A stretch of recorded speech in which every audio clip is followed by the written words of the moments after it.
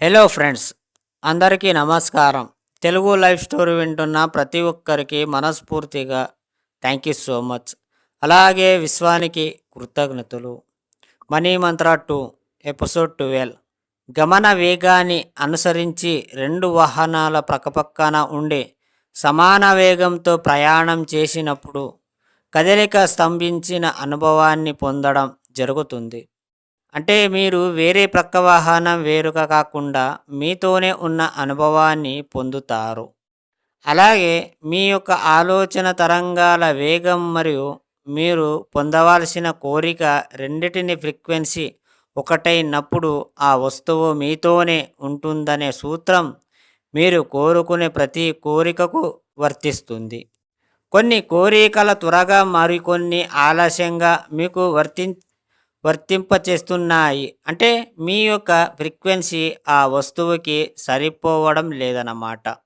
ఈ ఒక్క విషయాన్ని కనుక మీరు గమనించినట్లయితే మీరు ఎక్కడ పొరపాటు చేస్తున్నారనేది అర్థమవుతుంది. ఇక్కడ విచిత్రం ఏమంటే కొంత డబ్బుకైనా, చిన్న కోరికైనా, పెద్ద మొత్తంలో కావాల్సిన మరియు పెద్ద కోరికనైనా ఫ్రీక్వెన్సీ ముఖ్యమే తప్ప మీ శ్రమ మెచ్చుతగ్గులవి చేసే అవసరం లేదు.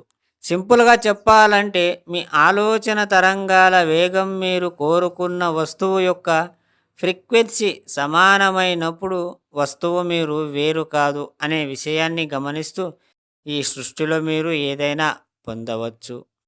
మీరు ఎక్కడ కూడా ఎవరితోనూ కూడా కంపారిజన్ చేసుకోవద్దు, పోటీ పడవద్దు. ఇక్కడ మీరే దేవుడు, మీరే అన్నీ. మీరే క్రియేట్ చేసుకోవాలి. ఇంకొకరితో మీకు సంబంధం లేదు. ఇంకొకరు నిన్ను ఎంత రెచ్చగొట్టినా రెచ్చిపోవద్దు. ఏ విషయంలో అయినా సరే.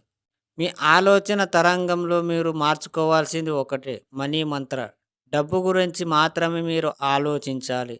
మీరు ఎక్కడ కూడా ఎంతమంది అయినా డిస్టర్బ్ చేసినా దాన్ని పట్టించుకోకుండా మీరు దాన్ని గమనం మాత్రమే చేయాలి. దాన్నే పదే పదే ఊహించుకోవాలి అంతే. అర్థమైందా ఫ్రెండ్స్? ఈ స్టోరీ విన్న ప్రతి ఒక్కరికి థ్యాంక్ యూ సో మచ్.